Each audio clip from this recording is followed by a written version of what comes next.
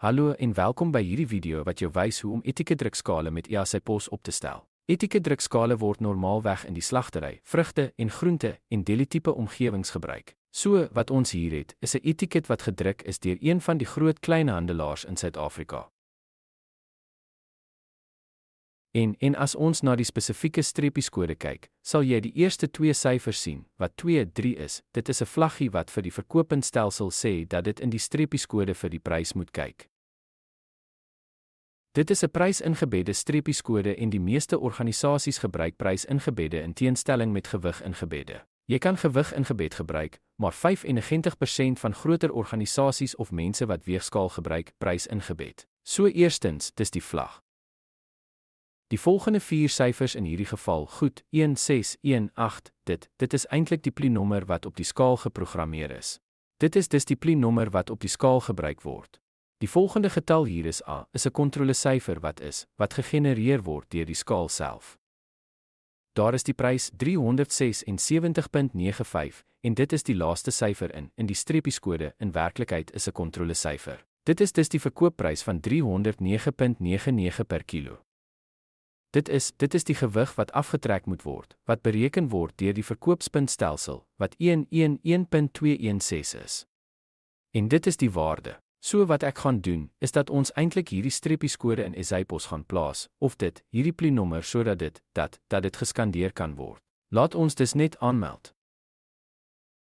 Kom ons gaan na die agterkantoor. Kom ons noem dit net filet.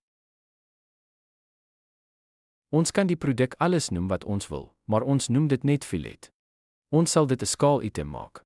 Ons weet die pli-nommer is 1618, so dit is wat ons sal invoer. Ons weet die verkoopprys is eintlik 309.99. So dit is die prys wat ook in die skaal geprogrammeer is in 'n vir die rand per kilo. Dit is regtig belangrik. Hierdie waarde hier en die waarde op die skaal moet die wees. So die skaal, die pli-nommer moet dieselfde wees en die verkoopprys per kilo moet dieselfde wees. Andersins sal dit nie aftrek nie. Die EasyPos sal nie die regte hoeveelheid voorraad aftrek nie. Kom ons gee dit 'n kostewaarde. Goed, ons gaan net. En dan laat ons dit net stoor en opdateer. En dan wat ons sal doen, is om 'n voorraadwaarde in te sit. So ons sal 11.216 insit, voer in. Ons sal die voorraad oorskryf sodat ons die voorraad byderhand het. So as dit by gewegte goed kom, sal jy nooit presies 'n kilo in voorraad hê nie. Jou voorraad sal altyd basies in breuke wees. So dit sal 11 kg en 216 gram wees. Laat ons dit dus net stoor en opdateer. Goed, nog iets om daarop te let, vir skale soos Teroka en Isida, as die persoon wat jou skale installeer, die kommunikasiesagteware vir die skale kan laai, in die geval van Teroka sal dit wees.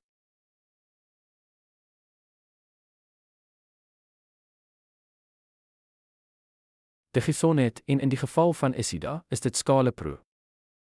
Wat EasyPos kan doen, is dat EasyPos die inligting kan uitvoer in 'n formaat wat direk na die weegskaal gestuur kan word.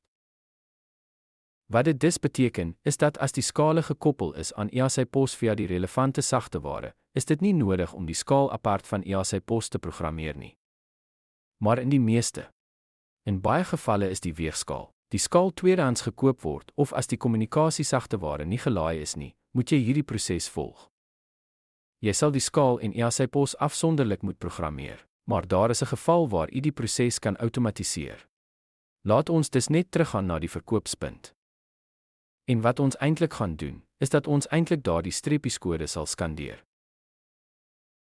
So ek het eintlik 'n weergawe hier. So ons sal dit skandeer. So dit is die streepieskode nommer.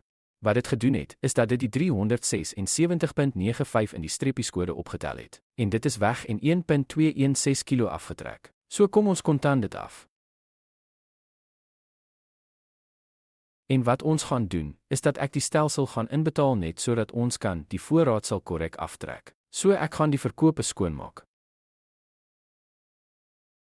En as ons dit toemaak en ons gaan nou na die agterkantoor en ons gaan na die verslag kyk. Kom ons kyk net na die itemverkoopsverslag. So ons sal net kyk, want ons het net die een item verkoop. So as ons na die spesifieke item kyk, is die 376.95 verkoop. Dit was die hoeveelheid goed 1.216. Dit was die hoeveelheid wat verkoop is. Dit is die koste totaal. Dit is die verkoop totaal. En dit is die wins wat op hierdie spesifieke produk gemaak is. So omdat ons 'n kosprys insit, word dit eintlik bereken hoeveel wins ons gemaak het op hierdie spesifieke item. So natuurlik wat dit sal doen, is as jy die item verskeie kere verkoop het, sal hierdie waardes net bymekaar getel word. So kom ons sluit dit af. En kom ons gaan terug. Kom ons kyk na die voorraadverslag.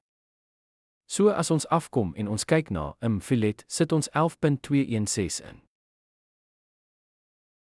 Ons het 1.216 kilo verkoop, so ons het 10 kilo oor, voorraad byderhand. En dit is basies die manier, jy stel etieke drukskale op met SAPOS. Dankie dat jy gekyk het.